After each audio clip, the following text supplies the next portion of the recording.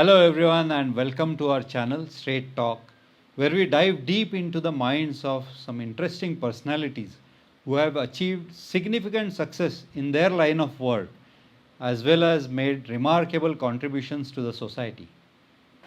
Our guest today is Mr. Niranjan Kirloskar, who is the Managing Director of Fleetguard Filters Private Limited. Fleetguard is a manufacturer of filtration systems for automobile and other industrial applications. Welcome, Mr. Niranjan. Thank you. So, like we start always, can you start by telling us about yourself, your education, where you are from, and things like that? Basically born and brought up in Pune. Then I went to Karnataka High School. I finished my schooling there up till 10th. Then after 10th, I did my commerce graduation from Bruhan Maharashtra College of Commerce, which is more famously known as BMCC. Right. Pursuant to that, I went to Bombay and pursued my law degree. Okay. I practiced for 5 years. And in 1996, I came into business as a trainee. During my school days and my college days, I used to be an athlete, a sports lover. Good. Like in school times, during school times, I used to play langdi, dodgeball, kho-kho, cricket, of course. Then then tennis, badminton. So all these sports I used to play. When I went to BMCC, obviously only two remained, which is tennis and cricket, because BMCC did not have langdi and kho-kho and all these games. Those were typically played in school days. Right? School days, yes. There used to be inter-school competitions of kho-kho and langdi and dodgeball, Right. which I don't see any younger generation playing that today. So that is where I am from. So, you said you practiced law. So, was it independent practice or? No, I was working with a solicitor over there, Okay. and I worked with him for around 6 years. Our practice was basically into corporate law and property So, law. what brought you to Pune? Okay, so while I was practicing law, I came across a case which was related to trademarks, Okay. trademarks and patents, and I wanted to find out as to how a engineering industry works, or how a fast-moving consumer goods industry works. See, for example, a trademark, when you think of a trademark or a brand, and if it is a consumer product, it is very easy for somebody to get confused if the name is similar. Why? Because the product is sold across the counter. Like you and I, if we go to any shop and say, give me a 5-star, it is sold across the counter. That particular sale is for a person with average intelligence. Whereas what happens in an engineering industry, it is not very easy to pass off your goods as somebody else's goods. Right. Because there is two engineers will come together, two commercial people will come together, they will discuss the technical things that they really want for a particular application. It may be automobile, it may be industrial, it may be anything. It doesn't matter. But it is not that I go to a engineering industry. If I want, let us say I am a car manufacturer and I want a clutch plate to be developed. I just don't go across the counter and say, give me a clutch plate. Right. There is a lot of technical discussions happen. So I wanted to find out as to what is the difference between FMCG, how a FMCG will operate, and how a manufacturing engineering industry will operate. That is how I came to Fleetguard as a, you can say, intern, trainee, whatever, for a period of 1 year. Okay. I did that to find out how a engineering industry works. And then I found that very interesting. So then I decided that I will not do anything in law or practice anything in law, but I will start working in the industry. That is how I came here. Very interesting. So, did you find it very difficult coming from a non-technical background into engineering industry? Obviously, it is difficult for anybody, but let me tell you, I won't say that it was difficult or it was easy. But for me, it was a much better situation to be in because I am not an engineer. I did not, obviously, I come from a commerce and a legal background. So for me to ask any stupid question about engineering was acceptable because I was not expected to know in any ways Right. as, as to how a machine works. Why is the pulley running clockwise? Why not anti-clockwise? I don't know. So I could ask that question. But an engineer, if I were an engineer, then I would have been expected to know all this. Correct. So because I came from a non-technical background, it was much beneficial to me because I could learn a lot of things. It's a very different approach towards difficulties, how to approach them. Yes, because you just keep on asking questions and you might realize that one of the question can give some breakthrough solution. Right. Because nobody has thought about it. As a third person who's coming from not an engineering background, it could have been a solution to some problems. So have such things happened? Not really, but yes, people, whenever I have asked 2-3 questions and people had never thought about that, so then they started thinking, yes, if this is done, there'll be more improvement in the machine. Your Yes. thought process. Yes. Right. And can you tell us about your journey in Fleetguard? So you started as a trainee. So I started as a trainee in around, I think, 96, 97, and then in 98 I was appointed as the market development person. Then within a few years I was given the admin function, and then in 2002, 2003 I became the managing director. At that time, we were a very small company, maybe 50-60 employees at that particular time, and the turnover was around 10 to 15 crores. Okay. And now it's been almost about 2002, 22 years.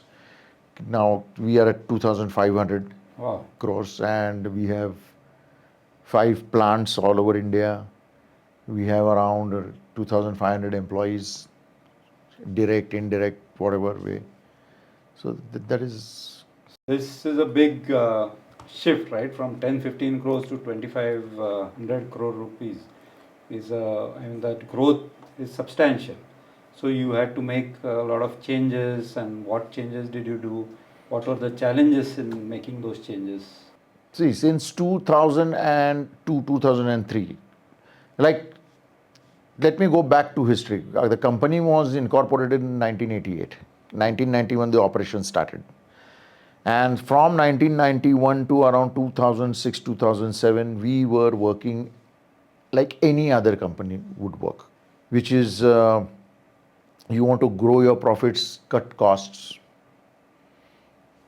that kind of thing, Correct. which is everywhere today. Keep on cutting costs, because people think by cost cutting, people will earn money, people will earn more profits. We were the same. There was no difference. Then in around 2007, we came across a theory called as theory of constraints, which was written by, or not written, invented by Dr. Eliyahu Goldratt. He was from Israel. Unfortunately, he's no more now. But that particular theory of constraint taught us a basic thing. In one word, if you want to define theory of constraint, it talks about focus. Don't try to do too many things. Just focus on one thing. Okay. Now, what is to be focused on? What should we focus on? Now, if you take a chain, you have links, and the chain happens with the links. the strength of that chain is the weakest link in the chain. So if you have to strengthen the chain, you have to focus on that weakest link. Whatever improvements you want to carry out, but you carry out on that weakest link. Right. Automatically the chain will become stronger. So that's the focus. Now, obviously, when you improve that particular spot by doing whatever, the constraint is going to shift To some other location. to some other location. So some other location is going to be a weaker section now. You go there. Focus on that. So that is what theory of constraint taught us. Just focus on your constraint. Find out what is the constraint of your organization. First, define the goal. Obviously, for any company, any organization, profit-driven companies, the goal is to make money now and in future. Right. Period. There cannot be any other goal for a company. So in order to make more money, what do you need to do? You need to sell more. Simple. If you need to sell more, where do you sell? You always sell in the market. What is the market share that you have? Do you have more than 50% market share? No. Which means what? Your constraint is in the market. So focus only on that particular constraint, which is the market. Whatever the market needs, however it needs, then create a back-end infrastructure to ensure that you take care of the market. So which is known as subordination. Subordinating to the constraint. Now if market is the constraint, everybody in the organization has to subordinate to it. That is the way we have now started operating since 2008. Okay. And that is how it has carried this company from 10 to 15 crores to around 2,500 crores. Because the entire organization now knows the goal and that they have to focus on is availability of the product in the market. Nothing else. There is no other focus. You have made the product available in the market. Your job is done.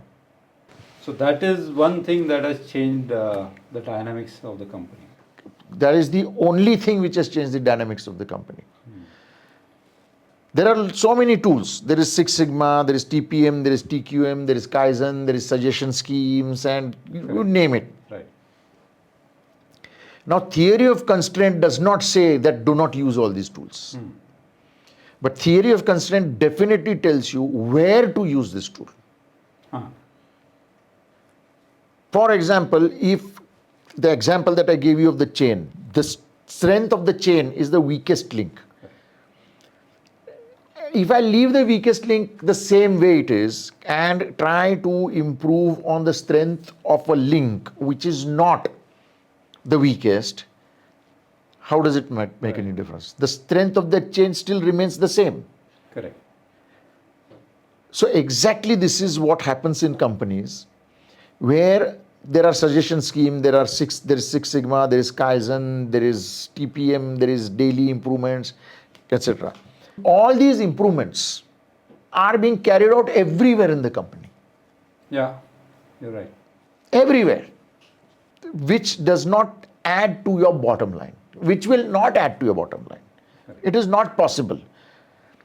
Because maybe you have 100 projects going on at this particular time, out of which only one may be the project where you are working on the constraint. 99 may be a non-constraint, non-bottleneck improvements, which will not give you any benefit. In fact, you are wasting your resources and money and thereby increasing your operating expense unnecessarily. So, theory of constraints taught us that work only with a focus. Work only on the constraint and you will benefit. So as I understand, now it is TOC is the DNA of Fleetguard, right? Yes, absolutely. Everybody eats, breathes, sleeps TOC. And what were the challenges, I mean, to roll out TOC across Okay, the see, organization? let's not talk specifically about TOC here. In any organization, change is always There's a what do you call resisted to. Yeah. Always. Simple reason is nobody wants to come out of their comfort zone. But as leaders, we need to ask them or tell them, why does a person doesn't want to come out of his or her comfort zone? The answer is very simple. When there is a change, that person is not sure how that change is going to affect me. That's the reason why this resistance comes in play. Correct. Now, if I want to make a change in this place where we are sitting right now, and I tell you that, Rahul, we want to make these changes, and I say because 1, 2, 3, 4, there are assumptions. Then you may have your own assumptions why these changes should not happen. You may be having assumptions. Right. And then if you are shown that this particular assumption of yours is wrong, you will not resist anymore. Very true. But the problem is that people just try to force a change without telling the people in front of you why this change, what is going to happen because of this change. All these things are never told. That is the problem. For example, if I tell you, Rahul, I am ready to give you 10 lakh rupee loan, what is your reaction going to be? Now, why? What for? No. Do I have to return it? Whether I have to return it? Yeah. But now I tell you, Rahul, here is a 10 lakh rupee loan. You do not have to return it. Do not worry. Now what will be your reaction? You will be absolutely happy. Correct. And you will have no problem because you have clarity. Right. So if you give people clarity about the change, then you will not face so much resistance. However, there will still be 10% of people who will still try to, poke their nose and put a spoke in that development. No, but this cannot happen, this cannot happen, this cannot happen, this cannot happen. Correct. After telling the organization, asking about them, about their assumptions as to what do you think will happen if this change happens, clarifying all the things. Once everything is clarified, still you will find one organizational psychopath. True. You do whatever you want, he or she will still keep on resisting. There you have to ask them Put to your leave. foot down. Yeah. Correct. Either you do it or you leave. Because this is the company policy. If you are not willing to follow it or align with it, then I think it's better that you leave. Yeah. Second, we always think that when a change comes, there will be a lot of resistance, there will be a chaos, there will be employees will say, no, we don't want to go with this new system. What is the problem with the old system? But if you see the bottleneck, if you've seen a bottle, any kind of bottle, beer bottle, whiskey bottle, water bottle, whichever bottle, the bottleneck is always at the top. Right. And that is the problem. Bottleneck is never at the bottom.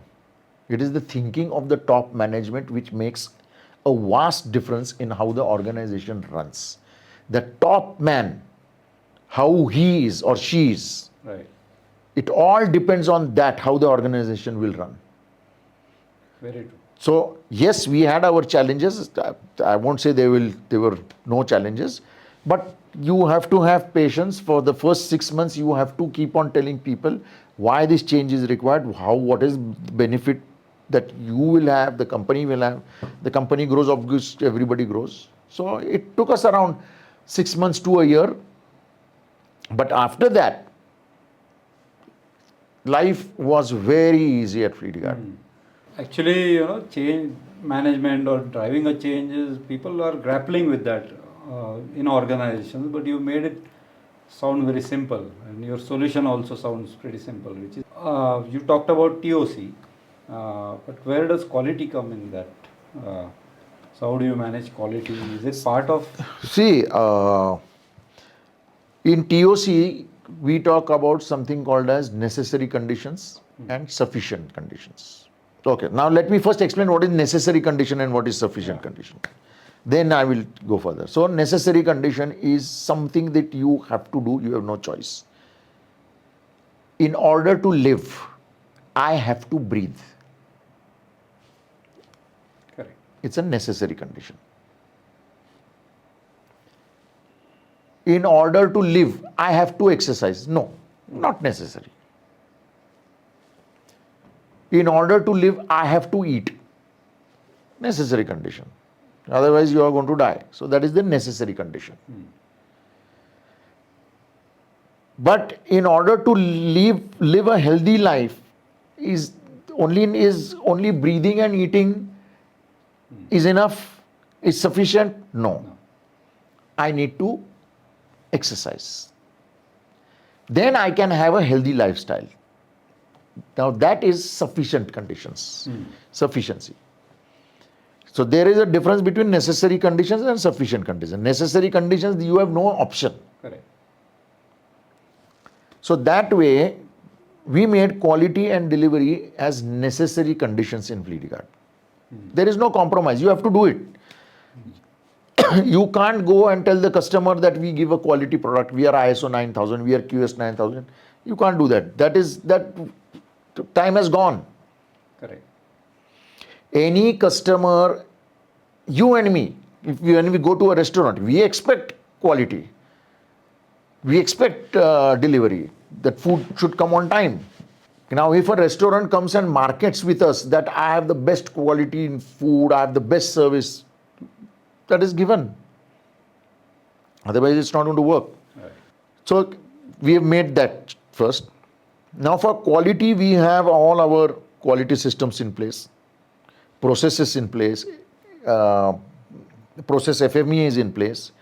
We have Kaizen system. We have a process of ongoing improvement.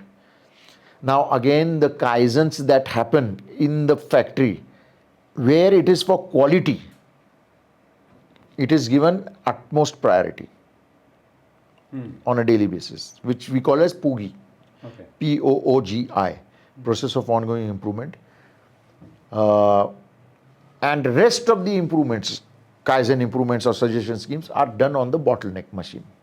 So right from start to end, in the entire supply chain, I'm talking about right from supplier to the end customer, the entire process failure modes have been identified, effects have been done, analysis has been done, and the scores are given for that FMEA, risk priority number, RPN. And then systems are put in place. So that is how we take care of quality, and quality is a daily thing that you are supposed to do. You have to live quality, you have to eat quality, you have to sleep quality. Whatever, and it is not only about the product in Fleetguard, whatever we do has to be quality. That's how you said necessity, right? So It's a necessity. Right. You are doing an event, it has to be a quality event. Right. You are doing, let's say, our sports tournament, it has to be the best. You are doing CSR, for example. Right. It has to be top notch, not half-hearted. Yeah. And how do you see the new technologies affecting your industry, automobile industry as such, like AI and ML? A lot of people are talking about it, as well as EVs coming in now. Yes, EVs are coming. But the question is, where are the EVs coming? Number one. Why is EV coming? EV is coming on an assumption that it is a clean technology. To charge that EV, where are you going to generate the electricity from? By burning coal. Correct. So you are going to burn that coal somewhere in the country. What about that pollution? Nobody has thought. the EV battery needs to be disposed of. Who has thought about that pollution? How are you going to dispose that off? The two-wheelers and the three-wheelers and the four-wheelers that you and I would ride or drive would be converted to EV, no doubt about that. It's a matter of time. The intra-city buses of, let's say, what is a PMT, will be electric, EVs. School buses, EV. Whatever transportation is plying within the city will go to EV. So short distances. Short distances. Long haul vehicles, I still believe that it will either go to a fuel cell technology or it will go to a hydrogen technology or CNG, LNG, biofuel. All these are clean technologies, and I believe hydrogen is the cleanest of all. Okay. Because it's at the end of the day water, Right. which is going to come out. And India, and not only India, but even globally, they are working on all this, Right. on hydrogen. In fact, Japan, I believe, have adopted hydrogen fuel cells. Hydrogen will prevail more, will be more a bigger dominant player, at least in the long haul commercial vehicles in India. Because that is the cleaner technology, number one. Number two, even if EV come or fuel cell technology comes or hydrogen internal combustion engine comes in place of diesel engine, filtration is still required. Correct. It's not that filters just disappear. Right. It's a different kind of filtration, but filtration will be required. So you will keep evolving your products. Yes, we are already working on those new technologies, I see. which are happening or will be happening. Prototypes are ready. Oh.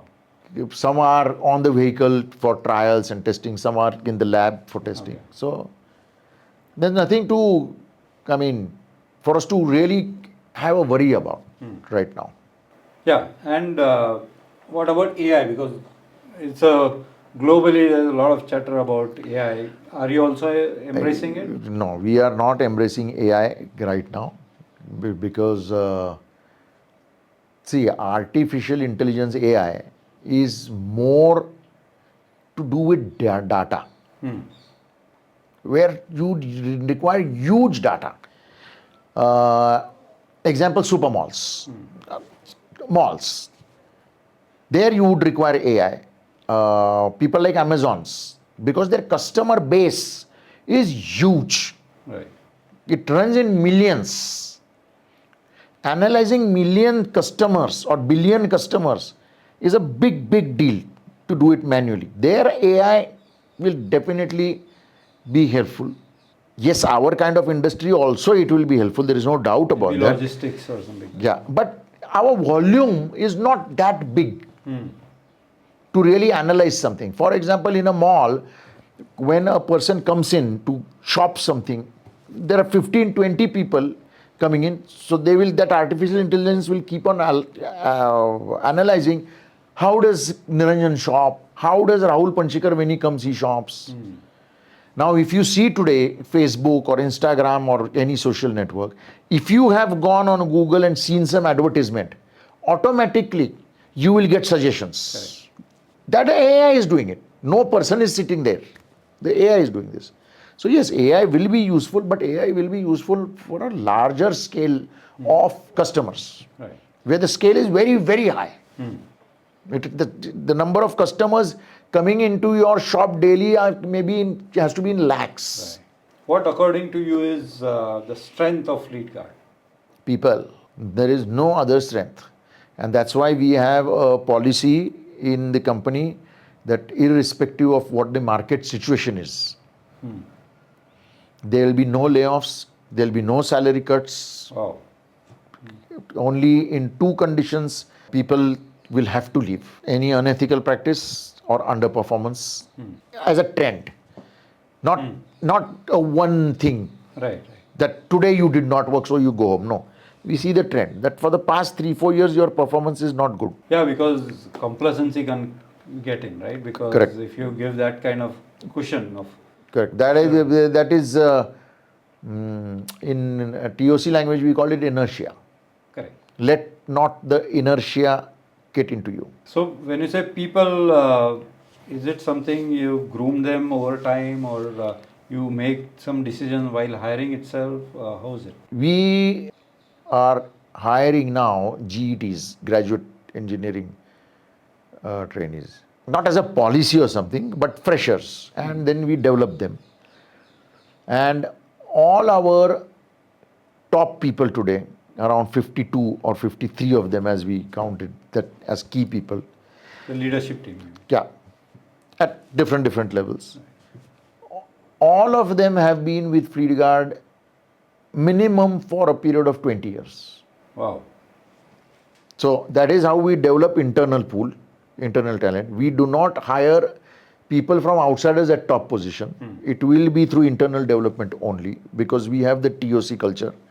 And suddenly some outsider comes at the top position, and if he changes everything, Correct. then it's a complete chaotic situation. Right. So if you ask me today, if I have to start Fleetguard again, what will you choose first? So I will not say machinery, I will not say technology. I'll say the same people. We can do it. Oh, yes. And I think that growth opportunity you've been providing. So Yes. That is the reason people will stay, right? Otherwise, it is very difficult. And you talked about CSR. So what does Fleetguard do in terms Oh, of we CSR? have, of course, a CSR policy in place where we work in segments like health, rural infrastructure, education. So these are the three, and sports. So these are the four things that we work on. So wherever our factories are, we have 5 plants in Pune, Jamshedpur, Pantnagar, Dharwad, Hosur. So in these areas, wherever help is required for schooling, I mean, we are not talking about schools who charge high, big fees, and Right. we are not talking about them. We are talking about Zilla Parishad schools, Gram Panchayat schools, where they do not have proper facilities of toilets. We construct it for them. They don't have proper benches to sit. So basically, giving that school and the kids learning over there whatever the school has not been able to provide for whatever XYZ reasons. So that is what we do. First priority we give to those schools or those areas where we are stationed. So ensuring that the infrastructure is such that it is not a deterrent for children to come in, right? Correct. That's right. Then in rural infrastructure, we construct toilets. Our Honorable Prime Minister Narendra Modi ji also is harping, and he has already done it where there were no toilets for people. So we do that now in villages where there are no toilets, where it is needed. In schools, there are dirty toilets. Right. So obviously, when a kid who goes to a school sees that dirty toilet, he never or she never will learn hygiene. Right. So that's number 2. In sports, we sponsor students or kids from rural part. If, let us say, somebody wants to play cricket, we will give him a kit, but not urban. Okay. Rural, because they do not have opportunities. Right. Urban kids, people living in cities, kids living in cities have opportunities. They don't. But we have a lot of talent. Correct. Then we do tree plantations all over, on hills, on this Vetal Tekadi we did it, on Hanuman Tekadi we did it. Yeah, few lakh trees were planted, I Yes. think, last year. Yes. And not only in Pune, everywhere, wherever we have our plant, everywhere we do plantations. Oh, excellent. Then your blood donation drive, taking care of our mechanics in the aftermarket who buy products from us, like giving them tetanus injections, their kids tetanus injections, because when the mechanics work in the garage, they always get a cut somewhere or the other. So these are all the activities that we do under CSR. Okay, so what is your vision for Fleetguard going forward? Do you watch कभी सास भी कभी बहू थी? I don't, but I am aware of it. Correct. That's the vision for Fleetguard filter.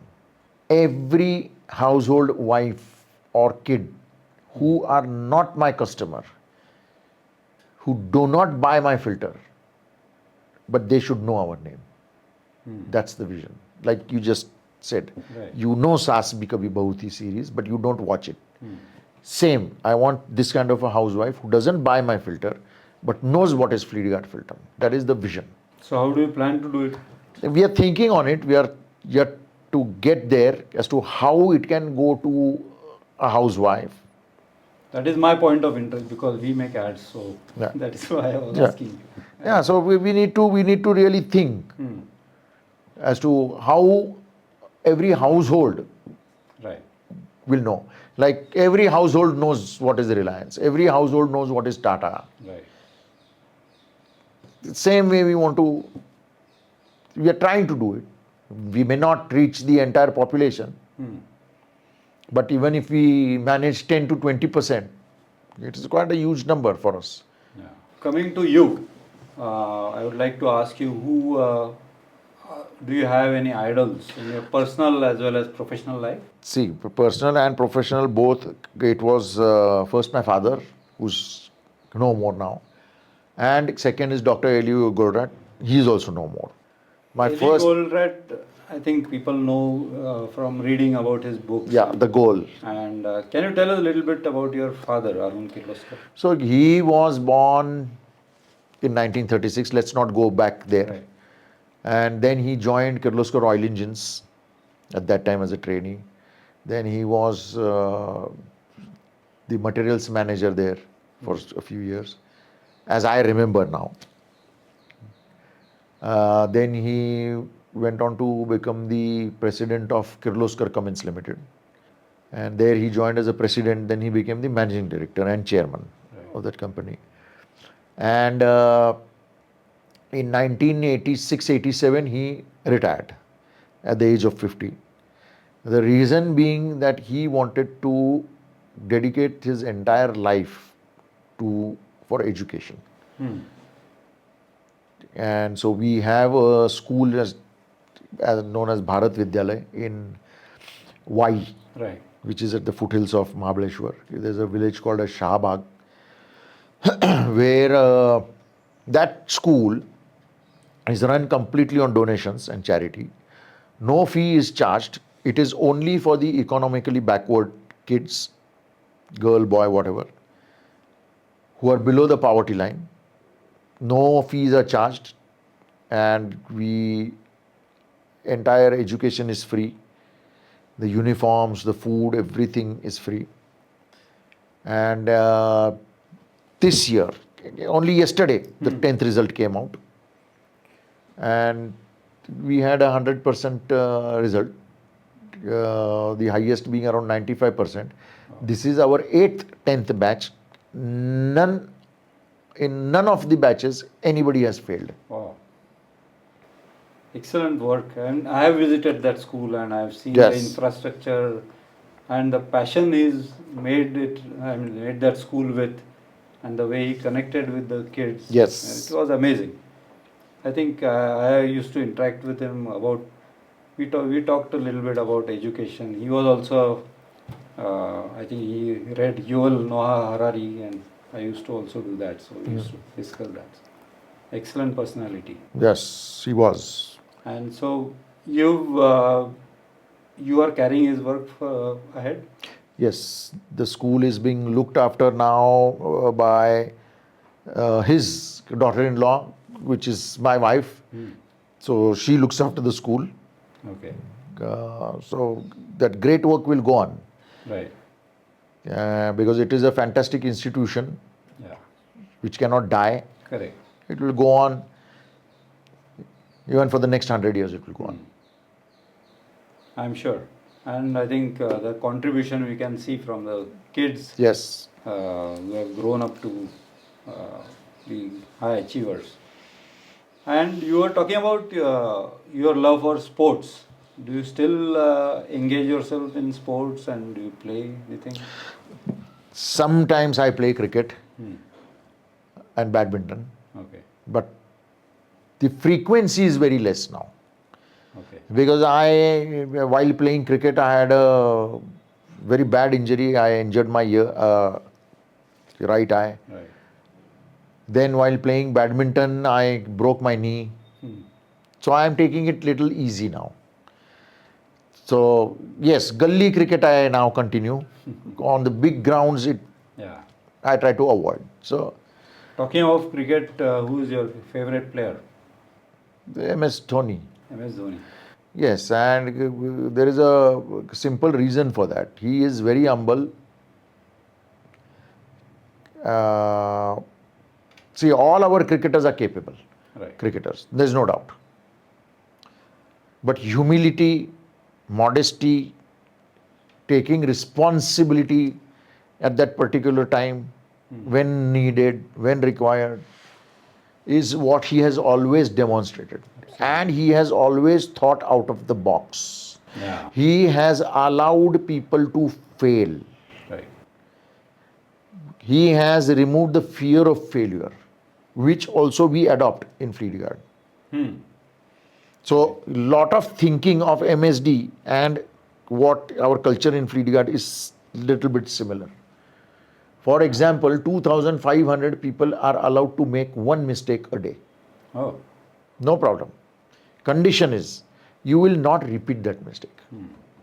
That's all. Because you have to learn from that mistake. Right. So 2,500 mistakes a day, which means 2,500 new things that we have found out that will not work. Excellent. Yeah. So this is the same concept. If you've seen Dhoni's captaincy, it is the same concept. Yeah. Let him fail, doesn't matter. He will learn. Any mistake of yours from which you had a big learning? Well, I would say land bank. Hmm. Somewhere in 2002 or 2003, I had the opportunity of buying 100 acres of land for the company. Hmm. But I said, why do I need it? Oh. So I bought only 10. Today I realize that land bank is very, very important. Yeah. But after that I learned. Now when we go to buy land, we buy it keeping 10, 15 years Right. as a horizon. This particular land thing I remember, that's why I told you there may be many which Correct. it's not coming to my mind just now, where I tried it and it didn't work. Right. Like in the market, when we try new schemes or new ways of marketing the product, sometimes it may work, sometimes it will not work. Right. Any favorite book of yours? The Goal, which is written by Eli Goddard. I am not a ardent reader. You like watching movies? Of course, I love watching movies. I love singing. I love acting. Yeah, we know about your acting Yes. and singing skills also. Yes. I think you have performed with some of the top artists on stage with them. So- Yes. Few of them are Shankar. 3 S's. Huh. Shankar, Sonu, and Shan. Yeah. And who is your favorite singer? The alive or All time. Kishore Kumar. Yeah. I think he's in everyone's heart. of Kishore India. Kumar is the most versatile singer that I've ever seen, number one. Number two, why is Kishore Kumar the most favorite in India today? Is only because the songs that he sang are very easy to sing Right. for anyone. Correct. They are not at a high pitch, or there are no complicated compositions of the song where the variation is too much. Right. And that's why Kishore Kumar songs are favorite. That's why I like them, because I can sing any Kishore Kumar song. But tomorrow you may ask me to sing a new song which are being released today. I find it very difficult. Right. And your favorite movie? Sholay, Yeah. all-time favorite, yeah, which was ahead of its time. Yeah. So great. And do you have some message for our listeners, young aspiring entrepreneurs?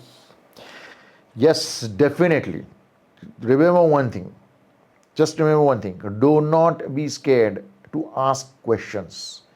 You may think in a room that you are about to raise your hand and ask a stupid question, but believe me, there the people around you also do not know anything. So it is always better to be stupid once or an idiot once than remain idiot or stupid for the rest of your lives.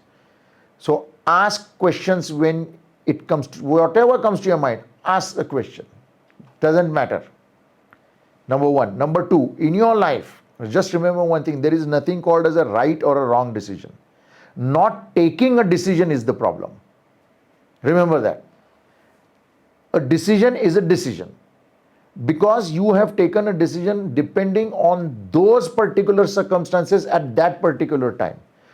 That time or those circumstances may change after 24 hours and therefore you start thinking, oh, my decision was wrong. No, the circumstances around that thing has changed.